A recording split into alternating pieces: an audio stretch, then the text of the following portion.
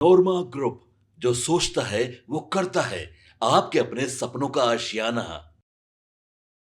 नमस्कार, मैं हूं सागर कुमार। भारत लाइव देख रहे हैं आप। देखिए, बिहार की राजनीति में इन दिनों चर्चाएं तो खूब हो रही हैं। बिहार की राजनीति को लेकर चर्चा लगातार ये चल रहा था कि नीतीश कुमार के कभी भी पलटी मार सकते हैं, नीतीश कुमार कभी भी कोई बड़ा फैसला ले सकते हैं, नीतीश कुमार कांग्रेस के नज़दीक जा सकते हैं, नीतीश कुमार अपने पुत्र को राजनीति में ला सकते हैं, नीतीश कुमार जो है अब कुछ बड़ा फैसला ले सकते हैं। चूँकि खरमास भी खत्म होने वाला है, तो खरमास खत्म होने के बाद दही का टीका कौन लगाएगा, यह भी एक बड़ा सवाल बन रहा था।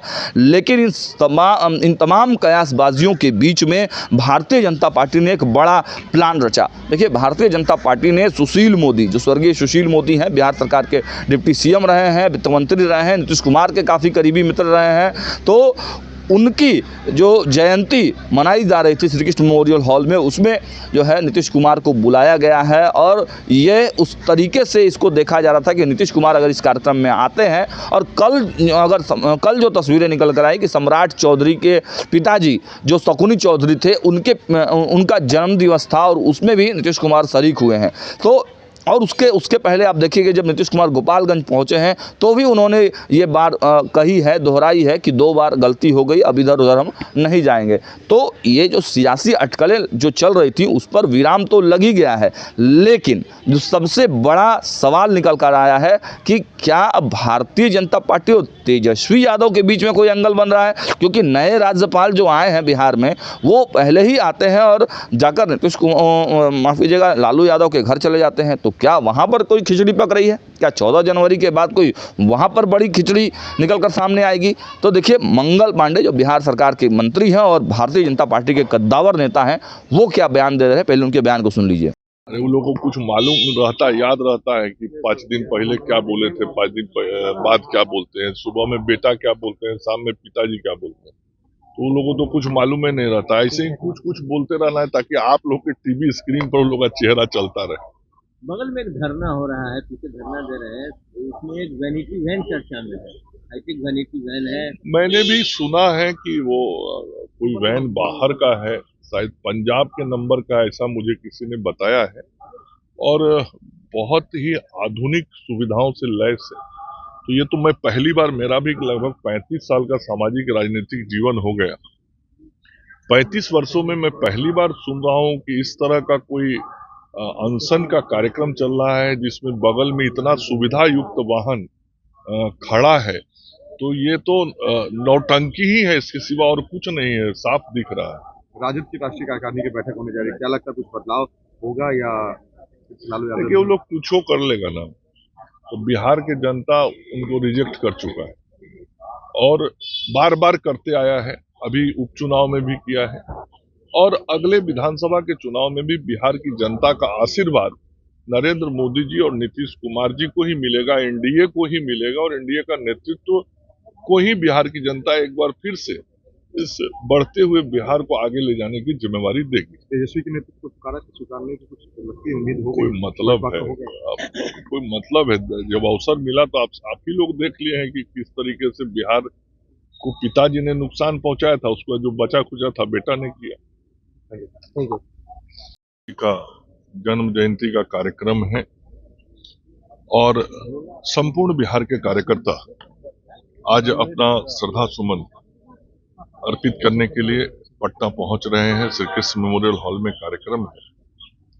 निश्चित रूप से आज के दिन हम सुशील जी को याद करते हुए उनके किए हुए कार्यों को भी याद करते हैं। उनका जो संपूर्ण जीवन रहा, उस जीवन के विभिन्न पहलू जो रहे, चाहे वह सांगठनिक रहा हो, प्रशासनिक रहा हो, सामाजिक रहा हो, उन सभी पहलुओं से भारतीय जनता पार्टी के कार्यकर्ताओं ने सीखा है। प्रेरणा लेंगे आज के दिन उनके कार्यक्रम में हम सब उपस्थित होकर। संकल्प भी लेंगे कि सुशील मोदी जी ने जिन मूल्यों के लिए अपने जीवन को जिया था, उन मूल्यों के साथ हम आगे बढ़ेंगे, समाज को आगे बढ़ाएंगे। और निश्चित रूप से सुशील मोदी जी एक ऐसे व्यक्तित्व के धनी व्यक्ति थे जिन्होंने असंख्य कार्यकर्ताओं को भारतीय जनता पार्टी के लिए तैयार किया। समाज में बहुत सारे लोगों को सामाजिक कार्यों के लिए तैयार किया। आज बिहार में यदि देहदान हो रहा है, आज यदि नेत्रदान हो रहा है, अंगदान हो रहा है, तो इसमें सुशील मोदी जी की बहुत बड़ी भूमिका है और समाज में आज ये एक आंदोलन का रूप ले लिया। ऐसे बहुत सारे काम सुशील जी ने राजनीति से अलग हटके भी समाज के लिए किया। ये सब हम सब लोगों को प्रेरणा देगा, जीवन में जीने का मार्ग दिखाएगा कि समाज के लिए भी कैसे कैसे काम हम सब लोगों को करना चाहिए। और उनका इतना जल्दी जाना भारतीय जनता पार्टी परिवार, संपूर्ण एनडीए परिवार और राजनीतिक सामाजिक रूप से सभी कार्यकर्ताओं को बहुत कष्ट पहुंचाता है। लेकिन आज ईश्वर की जो नियति थी वो हुई। आज हम सब लोग उनकी जयंती पर उन्हें अपना श्रद्धा सुमन अर्पित करने यहाँ आए। लालू प्रसाद यादव लगातार ऑफर दे। तो आपने सुना बिहार सरकार के मंत्री मंगल पांडे ने एक बड़ी और अच्छी लाइन कही है और पहले तो श्रद्धा सुमन अर्पित किया है, श्रद्धांजलि दी गई है उनके द्वारा। जो स्वर्गीय सुशील मोदी हैं उनके जयंती कार्यक्रम में वो पहुंचे हुए थे। उस कार्यक्रम में आप देखिए कि नीतीश कुमार भी पहुंचे हुए थे, सम्राट चौधरी पहुंचे हुए थे और तमाम जो बड़े दिग्गज नेता हैं वो पहुंचे हुए थे। लेकिन साफ साफ एक जो तस्वीर और एक जो दिखाने का प्रयास किया जा रहा है, जो अटकलबाजियाँ नीतीश कुमार चाहते थे कि वो अटकलबाजियाँ चलती रहें, एक प्रेशर पॉलिटिक्स हो, एनडीए गठबंधन में सीटों के बंटवारे को लेकर जो विवाद खड़ा हुआ था, तो उस पर कहीं ना कहीं नीतीश कुमार चाहते थे कि अटकलबाजियाँ चलती रहें, मीडिया हेडलाइन मैनेजमेंट चलता रहे। लेकिन भारतीय जनता पार्टी पूरी तरह से इस मोड में आ चुकी है कि अब इन तमाम अटकलबाजियों पर विराम लगना चाहिए और आगे विकास की दिशा में बिहार काम करना चाहिए। और हो सकता है अंदर खाने में कोई बड़ी अंडरस्टैंडिंग दोनों के बीच में बनी हो। तब अब जब बिहार सरकार के मंत्री मंगल पांडे कैमरे के सामने आए तो उन्होंने इन तमाम विषयों पर चुप्पी साधते हुए सीधे सीधे तेजस्वी यादव के अलावा प्रशांत किशोर पर हमला कर दिया है। प्रशांत किशोर के जो वैनिटी वैन है उसके बारे में उन्होंने हमला कर दिया है कि किस प्रकार वो नौटंकी कर रहे हैं, क्या कर रहे हैं। तो देखिए अब सत्ता और विपक्ष दोनों की ही नज़रें प्रशांत किशोर पर है। अब देखने वाली बात होगी कि क्या ये राजनीति कोई नया करवट लेती है, कोई नया मोड़ लेकर आती है, या फिर प्रशांत किशोर कब तक अपना आमरण अनशन चलाते हैं। यह तो लगातार हम खबरें दिखाते रहेंगे। देखते रहिए भारत लाइव। बहुत बहुत धन्यवाद। आपके सपनों को हमने सजाया है, ई होम्स पैनोरमा को हमने बनाया है। ई होम्स मेरा एक सपना था जिस पे मैं पिछले 4 साल से काम कर रहा था। हमने जो बनाया है वो सबने है माना। ई होम्स पैनोरमा में हो आपका भी आशियाना।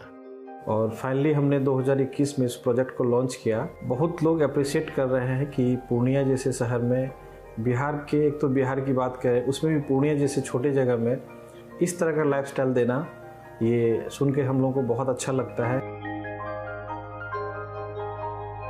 ई होम्स में हमने कुछ और भी किया है, जैसे हम जिस जगह में रह रहे हैं हमारे फैमिली सिक्योर हो, उनको सिक्योरिटी का ध्यान में रखा है।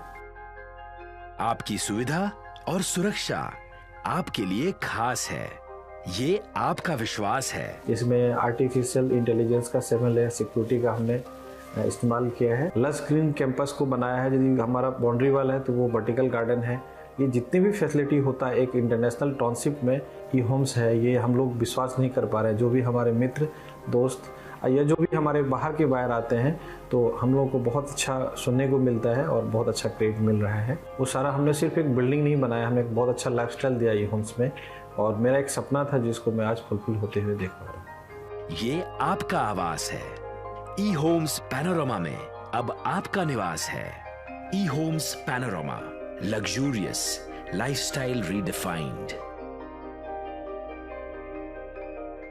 पनोरमा ग्रुप, जो सोचता है वो करता है। अगर ये वीडियो पसंद आई और वह बिहार के राजनीति और बिहारियत से सरोकार रखेनी तो सब्सक्राइब बटन दबा के चैनल के सब्सक्राइब कर ली। ओजे एगो घंटी बा, ओकरा बटन दबा देला से कुल सटीक और मारक खबर रुआ मुफ्त में मिल जाई। अगर रुआ पत्रकारिता के हमनी के नया प्रयोग में सहयोग कर चाहतानी तो ज्वाइन बटन दबा दी। पेटीएम नंबर नोट कर ली 938681